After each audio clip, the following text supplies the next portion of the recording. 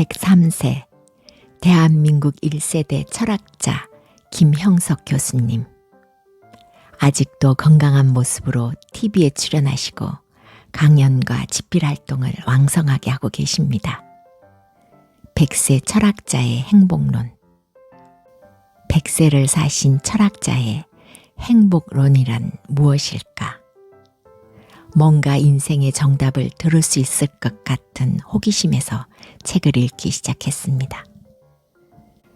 교수님은 글 서문에서 간결하게 사랑이 있었기에 행복했습니다 하셨습니다. 사랑의 초석이에 쓰여진 이 책은 크게 4부로 나뉘어 있는데요. 행복이 머무는 자리, 스스로 성장하는 힘, 인생을 사랑하고 즐기는 마음, 삶의 완성으로 가는 길로 큰 그림을 그리시고 그 속에 한 편 한 편의 글에 경험과 설명을 더하여 쉽게 이해할 수 있도록 표현해 놓으셨습니다. 오늘 소개해 드릴 부분은 3부의 글 중에서 값진 인생을 산다는 것과 마음의 여유를 갖자 편입니다. 소개해 드리고 싶은 부분은 너무도 많은데요. 짧은 부분만 소개해 드릴 수밖에 없어 안타까운 마음입니다. 100세 시대 정신적, 육체적 건강을 지키며 살고 싶은 많은 분들의 기감이 되고 계신 김형석 교수님의 100세 철학자의 행복론 끝까지 읽어보시길 추천드립니다. 중년 후반이 되면 생각보다 많은 사람들이 노후의 시간을 걱정합니다. 100세를 살아보신 노 철학자의 삶에서 노후의 시간을 보람차게 보낼 수 있는 힌트를 얻을 수 있지 않을까 합니다. 그럼 노 철학자가 들려주는 이야기 속으로 같이 들어가 보실까요? 100세 철학자의 행복론. 김형석 지음. 펴낸 곳 열림원. 값진 인생을 산다는 것. 1974년 여름이었다. 나는 한 한국 학생과 같이 프라이부르크 대학의 홍크 교수 댁을 방문하였다. 그는 저명한 물리학자였다. 아담하고 조용한 집이 숲속에 자리 잡고 있었다. 그러나 내 눈을 끈 것은 방 어디에나 정돈되어 있는 우아하고도 고전미 있는 가구들이었다. 과학자라기보다는 예술가의 집 같았고 전문가가 꾸며준 방이나 가구라는 인상을 받았다. 얼마 후 나는 함께한 학생으로부터 그때까지 몰랐던 사실을 전해 들었다. 네덜란드가 고향인 홍크 교수는 어렸을 때부터 훌륭한 가구공이 되고 싶어 했단다. 그는 초등학교 때부터 가구를 사랑했고 가구공으로서 인생을 빛내고 싶은 간절한 꿈을 갖고 있었다. 그러던 소년기에 뜻밖의 불행이 찾아왔다. 심한 소아마비를 앓게 된 것이다. 구사일생으로 살아남기는 했으나 그는 불구가 되고 말았다. 한쪽 팔은 완전히 못 쓰는 처지가 되었다. 다리도 약간 저렸다. 너무 심한 병고를 치르는 동안에 체력도 거의 바닥이 나버렸다. 그는 육체로 일하는 가구공의 꿈을 포기할 수밖에 없었다. 가족도 그에게 새로운 인생을 설계하도록 권고했다. 여러 가지로 생각한 나머지 그는 열심히 공부해서 학자가 되기로 마음을 바꾸었다. 그는 과학 중에서 물리학을, 그것도 이론 물리학의 뜻을 품고 선택하였다. 그는 기독교 사회사업에 전념하고 있던 부인과 결혼을 하고 아담한 환경의 주택에서 학구 생활을 계속하였다. 그러나 어렸을 때의 취미와 꿈을 버릴 수가 없어 가족들의 도움을 받아 필요한 가구는 자신이 직접 만들어 쓰곤 했던 것이다. 그래서 어디에서도 구입할 수 없는 좋은 가구들을 제작하여 사용하고 있었다. 지하실에 내려가면 가구를 만드는 재료와 도구들이 있고 불편한 몸을 이끌고 집안의 가구는 직접 만들어 썼다고 했다. 인생을 취미와 학문으로 성실하게 살아가는 모습은 얼마나 고귀한가. 조용히 그러나 즐겁게 그러면서도 값진 인생을 산다는 것이 바로 그런 면에서 나타나는 것이 아닐까 싶었다. 마음에 여유를 갖자. 현대 사회를 메커니즘의 시대라고 부른다.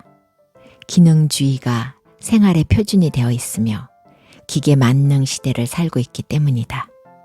과학과 메커니즘을 빼놓으면 현대사회는 곧 그 기능을 정지당하고 말 것이다.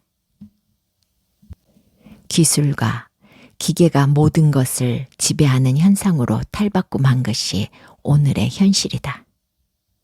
절대 다수의 인간이 농촌을 떠나 도시로 모여들었고 도시 생활은 그 자체가 기계적인 움직임 속에서 이루어지고 있다. 기계를 떠나서는 도시 생활이 불가능해진 까닭이다. 그리고 오늘의 경제 생활은 기계적인 생산과 소비로 점차 변질되어 가고 있다. 그 기능이 광화될수록 우리의 생활은 편리해지며 더 많은 것을 향유할 수 있다. 그러나 여기에서 문제가 발생했다. 이런 변화가 찾아오는 동안 우리는 자연을 상실하였고 생활의 여백을 빼앗겼는가 하면 정서적인 고갈을 면할 길이 없어졌다. 한마디로 정서적인 여유를 잃은 것이다. 근로자들은 종일 기계와 씨름하면서 기계의 부속품인 양 일해야 한다. 관리자나 판매업에 종사하는 사람들은 빽빽하게 짜인 시간의 구속을 받으며 팽팽한 조직 속에서 뛰어야 한다. 지도층 인사들도 정해진 스케줄대로 움직이면서 일처리를 해야 한다. 우리는 일할 줄은 알지만 살 줄은 모르는 현실로 뛰어들고 있으며 삶의 목적과 의미가 무엇인지를 물을 마음의 여유조차 잃은 지 오래다. 물론 그렇게 살지 않는 소수의 사람들도 있다. 그러나 그들도 마침내는 같은 현실에 매몰되고 말 것이다. 그러면 그 여유를 찾는 길은 무엇인가? 우선 현대인들은 자연과 접할 기회를 많이 가져야 한다. 현대인들의 지병은 스스로 자연을 파괴하고는 그 자연에 대한 향수를 채우지 못하는 데 있다. 과거와 달리 농촌이나 휴양지를 찾는 도시인이 많아지는 것이 바로 이를 입증해주고 있다. 자연은 인간의 어머니이며 삶의 고향이다. 인간은 결국 자연에서 왔다가 자연으로 돌아가는 운명을 지니고 태어난 것이 아니겠는가.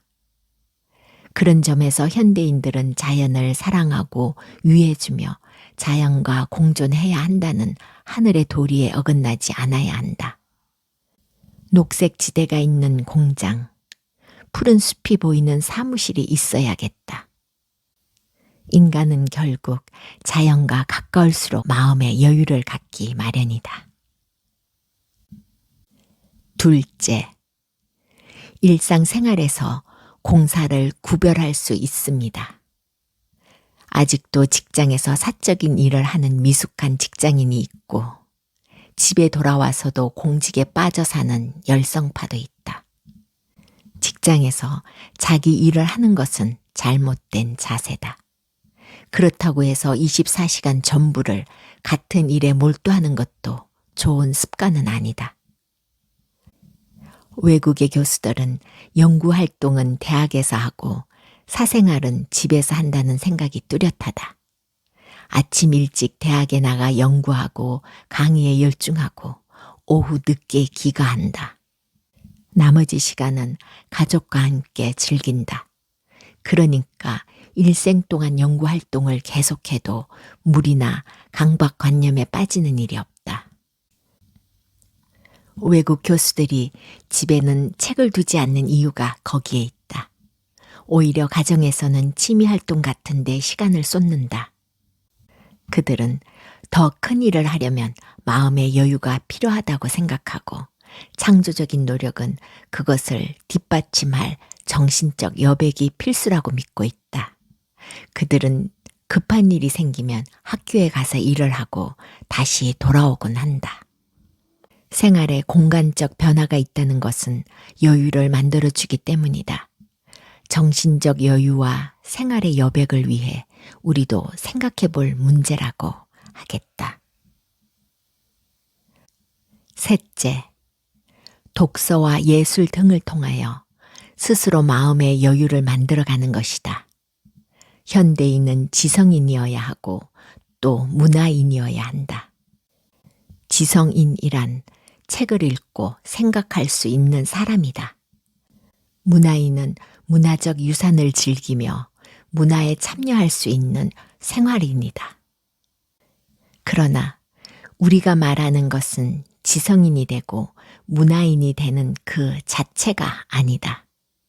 책을 읽고 생각할 수 있는 사람은 일과 사물을 객관적으로 보고 대할 수 있기 때문에 삶의 여유를 가질 수 있다는 뜻이다. 문화를 접하며 문화적 참여를 즐길 수 있다는 뜻이다. 직접 문화를 접하고 참여를 즐기는 사람은 언제나 정신적 여유와 생활의 여백을 가질 수 있다. 1년 내내 한 권의 책도 읽지 않는다든지 어떤 문제에 대해 생각을 정리해 본 일도 없었다면 어떻게 생활의 여유나 마음의 공간을 가질 수 있겠는가? 우리 주변에는 수많은 사람이 아끼고 찬양하는 문화재와 박물관이 있는데 그것들을 외면한 채 평생을 산다면 그렇게 각박한 인생이 어디 있겠는가? 물론 이러한 정신적 가치는 깊을수록 더 많은 것을 깨닫게 해주며 세월이 갈수록 더 풍부한 것을 배우게 만든다. 그러나 수준에 따라 누구나 접할 수 있고 택할 수 있는 길이다. 낮에 기계와 실험한 사람이 수필이나 시 한 편에 인생의 여백을 음미할 수 있다면 얼마나 좋은가. 종일 피곤하게 사람들을 대하다가 저녁에는 명화를 감상하거나 위대한 작품에 영혼을 기울일 수 있다면 어느 편이 더 귀한 인생이겠는가. 그럼에도 불구하고 우리는 노력만 하면 얼마든지 얻을 수 있는 정신적 업적과 문화적 혜택을 외면하면서 살고 있다. 혹은 그러한 인생을 살기에는 자신의 소양이 부족하다고 미리 자탄하는지 모른다. 책 읽을 시간도 없고 정신적 내용을 섭취하거나 교류할 기회와 여건이 완전히 없어서야 되겠는가. 끝으로 마음의 여유를 가지려면 자신을 잊을 정도로 즐길 만한 시간이 때때로 있어야 한다. 그것이 스트레스를 해소하는 방법이며 즐거운 여흥이라고도 부른다. 새로운 출발과 창조적 활동을 위해서는 긴장을 해소시킬 시간이 필요하다. 긴장과 정신적 부담을 풀어 소멸시키는 일이 현대인들에게는 무엇보다도 중요하다. 선하고 아름다운 인간관계를 통해 더 많은 것을 배우고 더 가치 있는 일을 하기 위해 새로운 자신을 찾는 노력이 필요하다. 그런 점에서 우리의 인격은 일과 더불어 자라며 일은 생활의 여유를 동반하게 하여 더 고귀한 결과를 초래한다. 우리가 생활의 여유를 고귀한 인생의 지혜로 삼는 이유가 여기에 있다. 오늘의 낭독은 여기까지입니다. 앞만 보고 달려왔을 우리 사랑님들, 기름을 치지 않는 기계는 고장이 나고 휴식을 취하지 않고는 더 큰 일을 해낼 수 없고 생활의 여유가 사라지면 인생의 값진 결실을 찾을 길이 끊긴다고 합니다. 자연을 접하는 기회를 많이 가지고 일상생활에서 공과 사를 구별하여 생활의 여백을 만들고 독서와 예술 등을 통하여 스스로 마음의 여유를 만들어야 하고 즐거운 여흥을 즐겨야 한다고 백살을 살아보신 노학자께서 삶의 힌트를 주시네요.